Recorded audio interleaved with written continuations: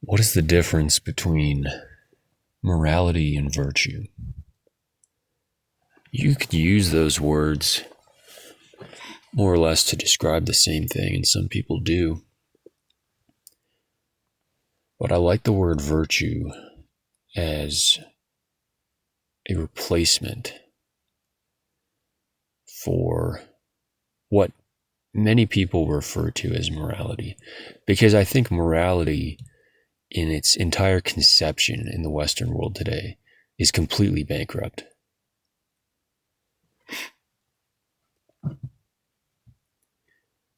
The conception that people have of morality is heavily influenced by what Christianity has become and by, well, and it really, it's not that it's influenced by liberalism, it is one with liberalism in the broadest sense, not just left-wing politics, but liberalism broadly. And what I mean by that is that it is a universalist system where, subconsciously most people interpret it or understand it through these invisible rules. Like if I'm mean to someone, that's immoral. If I kill someone, that's immoral. If I'm racist, that's immoral. If I litter, that's immoral. And the extension of that in the modern world is that I can be a moral person or a good person by just simply having the other opinion about all these issues. So if I have the right opinion about climate change or about racism, that makes me a quote unquote good person. And that is how people understand morality. I don't think that has any coherence. I think that is a completely surface level system of morals that is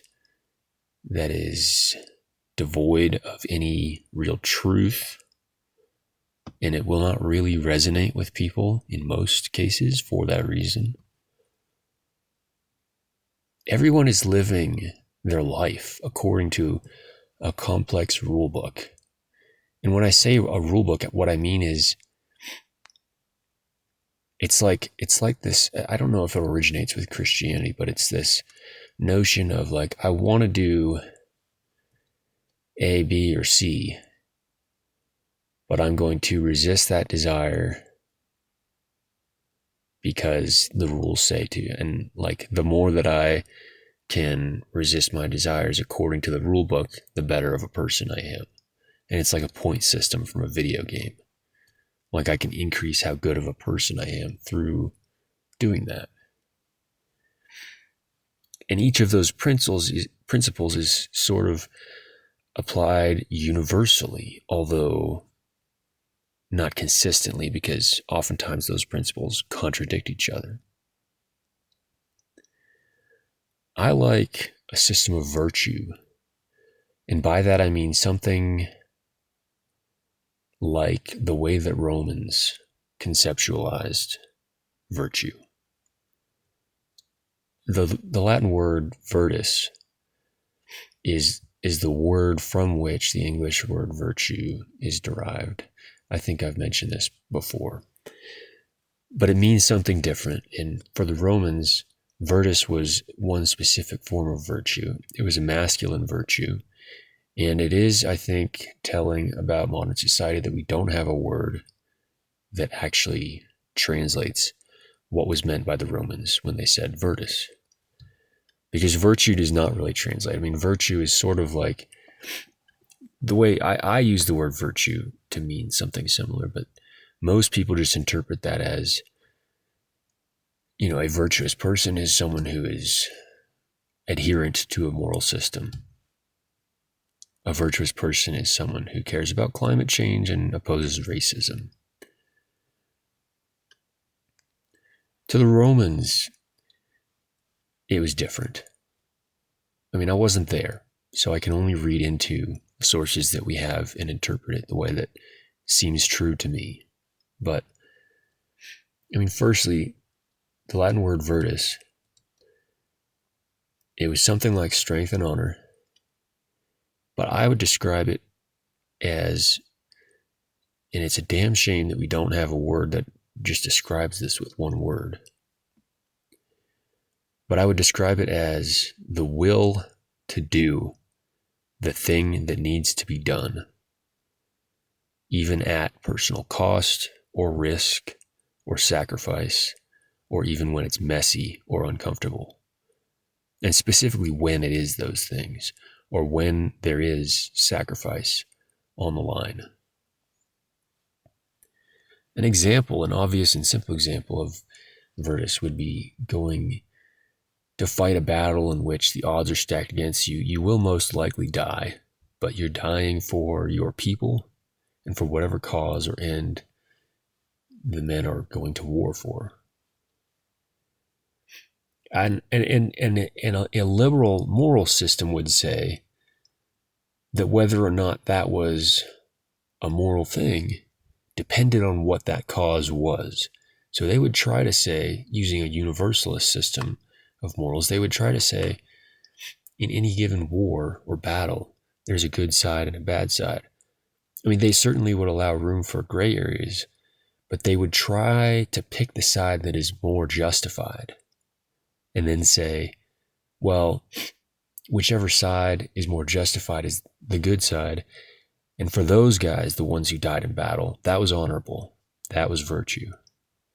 But for the other guys, it wasn't, because they were the aggressors or because their cause was not valid. Whereas I would say, if you die on either side of that battle, or even if you don't have to die, but if you go into that battle risking your life and limb for the cause of your people, for your brothers, for your family, for your people, whatever that cause may be for that specific war, that is virtue. That is virtus. The best example I have is, you look at the American Indians, and I use the Apaches as an example in Arizona. The Apaches were a very warlike tribe. They raped and killed and scalped and tortured. And during that conflict between the white settlers and the Apaches, you could make liberal, universalist moral arguments, actually in both directions. On one hand, you could argue that the Apaches were the bad guys because they were doing all these brutal things. They were stealing and torturing, and they weren't going to stop. They weren't living according to modern liberal principles. So in that way, it was justified for the Americans to move in, take control, and subdue them. That's an argument you could make from liberal universalist moral principles. Simultaneously, you could make the argument, which ironically, this is a blood and soil argument, but it's using universalist principles all the same. You could argue that because the Apaches were there first, it was their land, and therefore there could be no justification for the white settlers encroaching. Either way you want to argue that, I don't really care. The point is that both of those are using a universalist system of morals, which I think is completely fraudulent and I reject completely. I would say, instead, that the Apache warrior who sees the white settlers encroaching on their lands and understands that the white pioneers are an existential threat to his people, for that individual, if he is virtuous, he will fight with everything he has to destroy the white settlers or remove them from the landscape. And a tremendous degree of brutality should be expected in that scenario. I won't say justified, because I actually don't think justification is necessary or really plays a significant role. I think justification is what happens when you have a bankrupt moral system. You start trying to justify things according to a rule book, because you actually don't have virtue. Virtue comes from within, not from an external rule book. And I'm not denying the objectivity of it. I'm saying it comes from within. That is not a moral relativism argument. But you could also make the same argument for the white settlers. If you're a white settler in that area, and many of them had little choice but to be there, they were escaping, in some cases, famine. They were escaping poverty. They were escaping struggle of various kinds. Not that you need that justification. But they were there. They moved into the area, and the Apaches would not or could not stop stealing horses, killing, scalping, raping, and torturing. It to someone who is willing to face reality in that scenario, it would become clear that you cannot live with these savages and coexist with them peacefully. And either they must be subdued or eliminated. And that would be the rational conclusion for a white settler living in Arizona at that time. Those two things exist simultaneously, and they do not contradict. The Apache who is virtuous for fighting the white settlers, for the existence and way of life of his people, is no more or less virtuous than the white settler who fights with the same fervor for his people. And I actually don't care who was there first, and I actually don't really care who was using brutal tactics or this or that. I mean, those things, in a practical scenario, if you're there, you're going to use those things as justifications because that's how people think. But the justifications, at the end of the day, that's all just talk. If we're talking about actual virtue, the actual virtue is found in the action according to the situation that an individual finds oneself in. And it's not a moral relativism argument. I am not denying the objectivity of virtue. What I'm denying is the universality of it. The universal, and this is obvious to anyone who thinks about this, because the universality is a contradiction in many cases. I mean,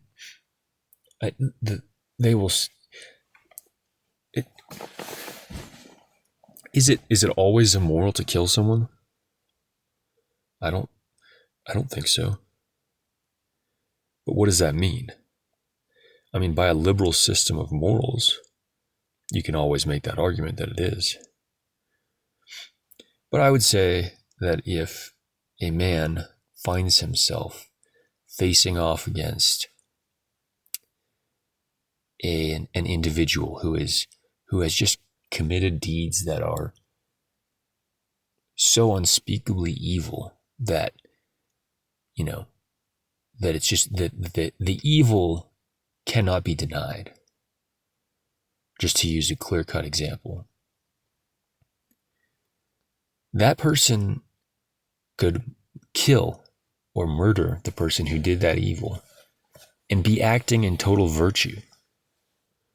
But I would go further and say they may or may not be acting virtuously in that scenario, because actually it depends on where the instinct is coming from inside that person. That person may be acting in a way that is trying to front, trying to appear a certain way in front of his peers. And that's part of human instinct, and I'm not saying that shouldn't happen either. I'm just saying the virtuous individual, the virtuous man, will have such a sense of right and truth and virtue that when he sees such an injustice committed, he may respond with violence, and that violence may be virtuous.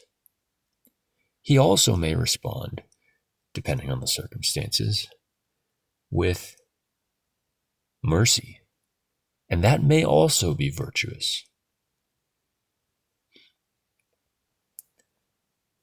But I think where virtue comes from, I think it's, like I say, it's from within. And it's not that what I'm getting at is, it is not something that can be laid out in a rules-based formula. There's not a formula for it. There's not a universalist law that you can just apply to morality and just have it be consistent.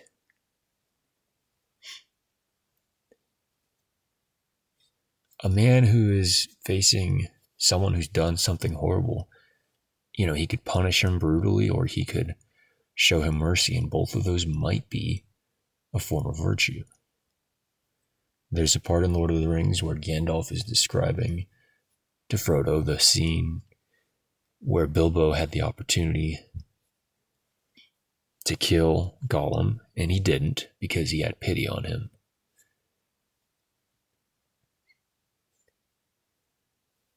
That can be a virtuous thing.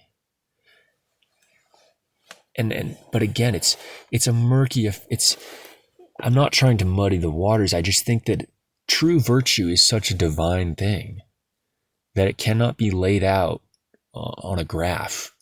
It can't be laid out in a list of rules that can just be applied universally. I think it comes from within. I think virtue is something that is fostered in an individual. That individual must become virtuous. And that a virtuous individual will respond to certain things in certain ways. And that will be predictable sometimes, because there is some objectivity to it, in a sense. But it is not this external thing that you can just lay out in a system of rules. This is what it boils down to in many ways, is people have been taught that society has this system of rules and this way that you're supposed to be, and the better you can adhere to that, the more of a good person you are.